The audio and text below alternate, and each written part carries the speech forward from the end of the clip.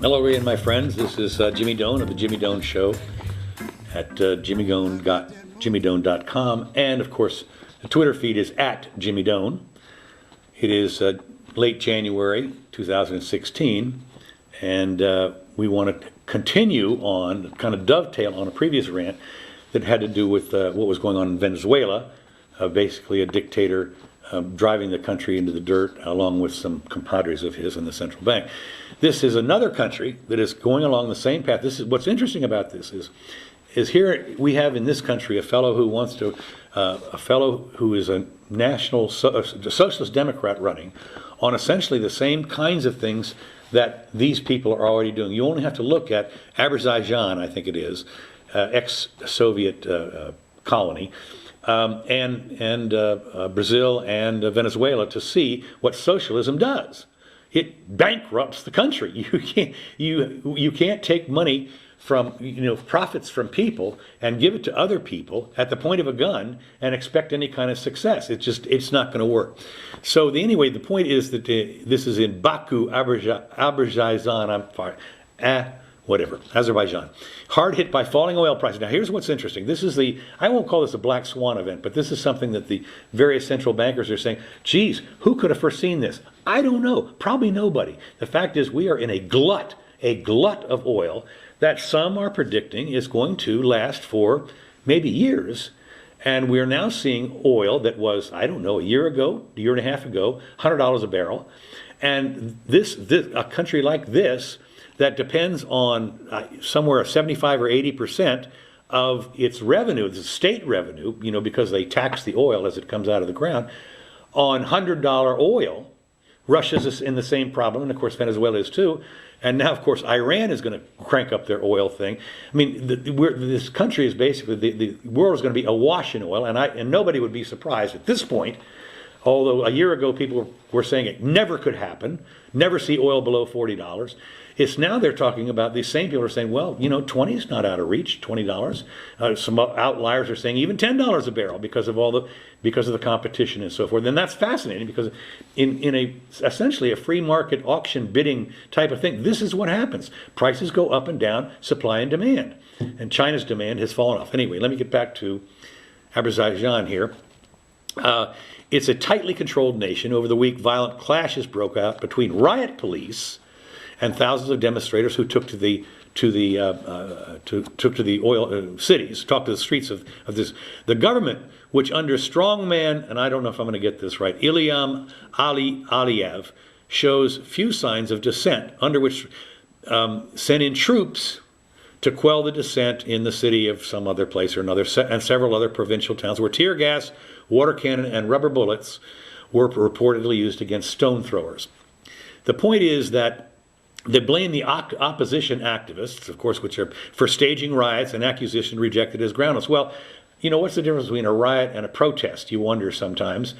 I guess maybe as soon as you start throwing rocks, you could consider it a riot. But normally, when I look at it, a riot is when they start to take it out on themselves. That like what they did in Ferguson when they started, busting up their own stores, their own people, basically.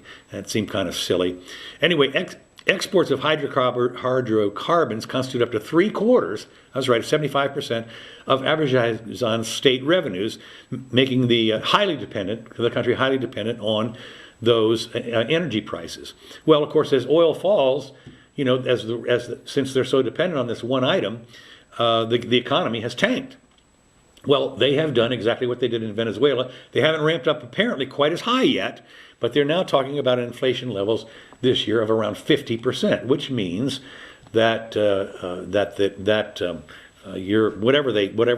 it's a mama or mana or whatever the heck it is. I'll find it here in a minute what their unit of money is.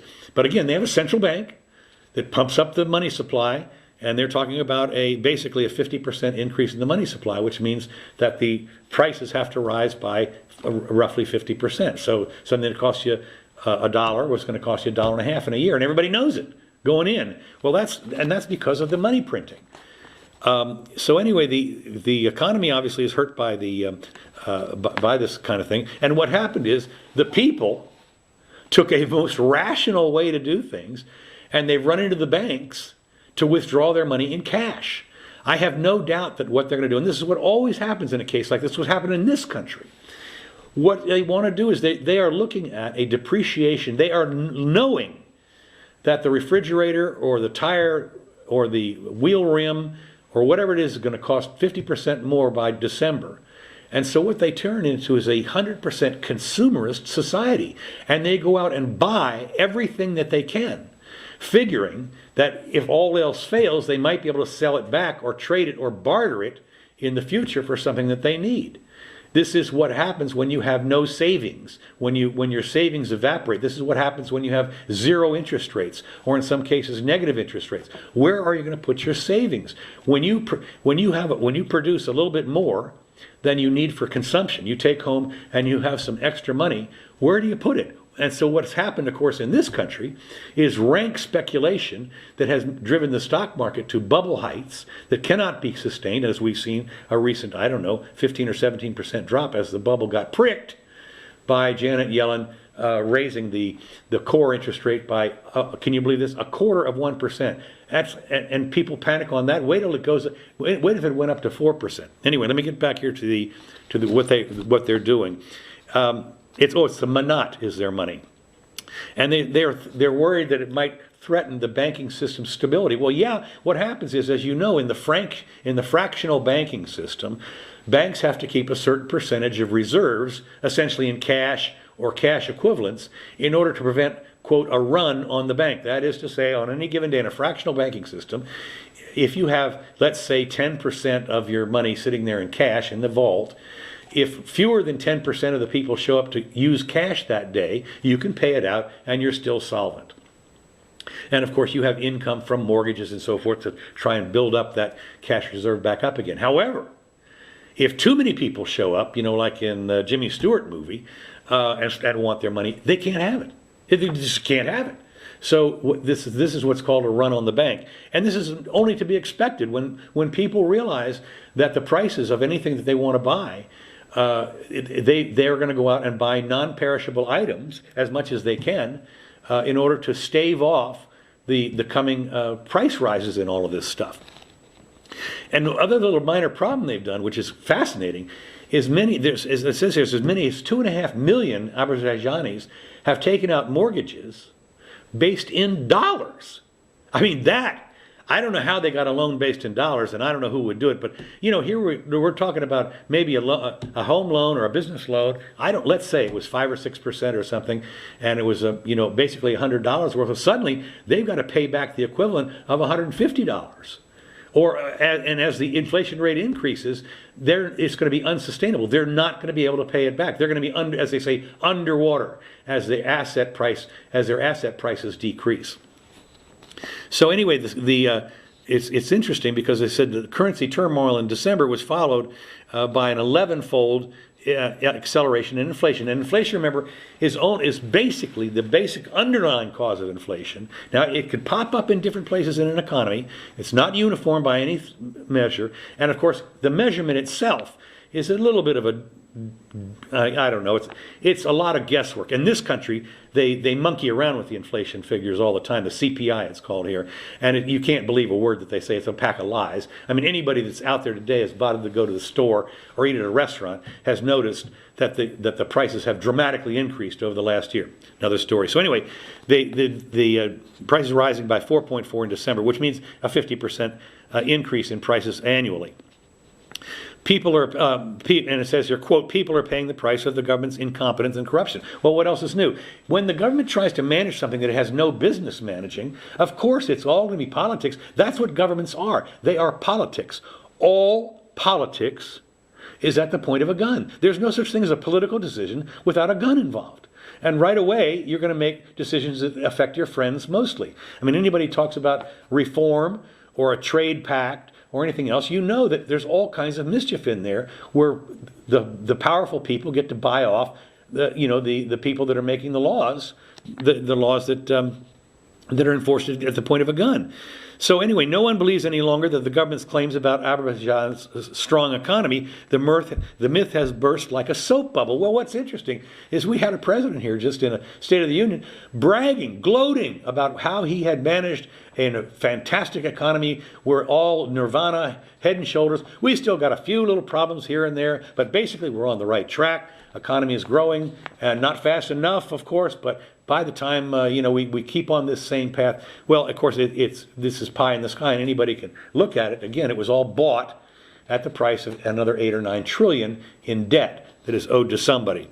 In a bid to diffuse public comment, Aliyev moved to cut taxes on essential foods as flour, bread, and ordered the government to draw up major privatization program to revive the stalling economy. Now, this is unbelievable. Here's the same solution that Maduro has. That the Dutch guy has proposed in his place, and that is, or they've already done, and that is they're doing what you should do. You cut taxes.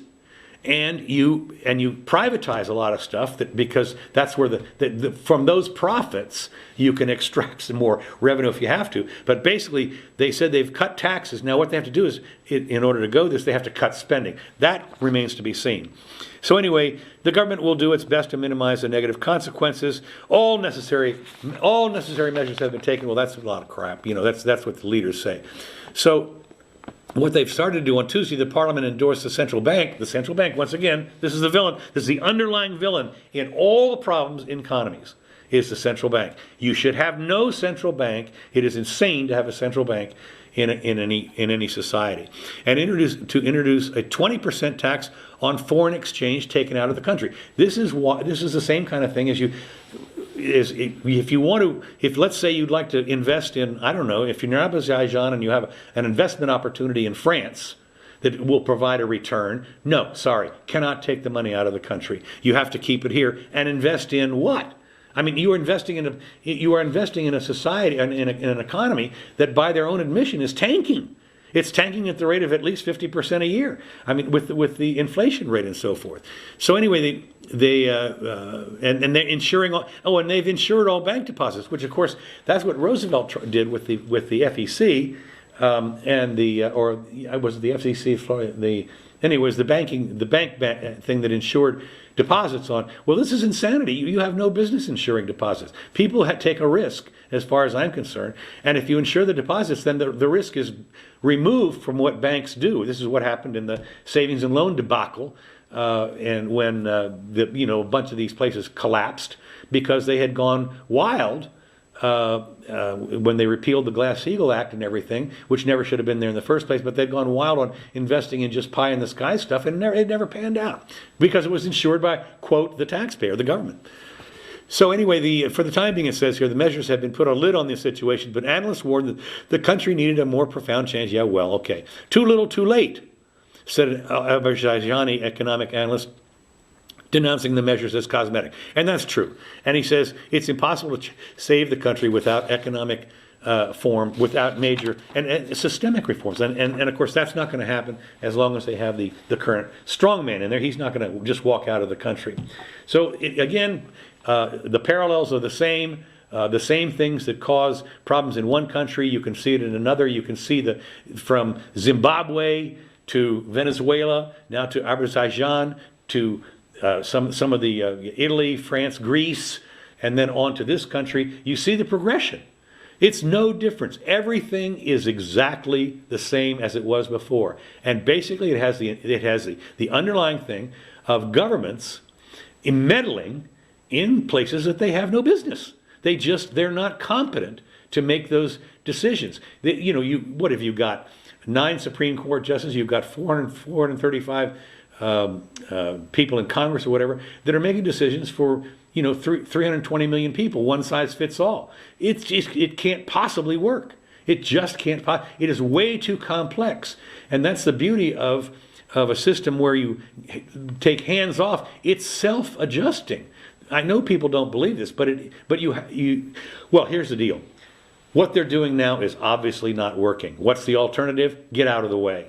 And if that doesn't work, and it will, though, however, then, maybe come back and enslave us all, put it in cages. Who knows what. Anyway, thank you for listening. Don't forget, JimmyDoane.com, @JimmyDoane on Twitter.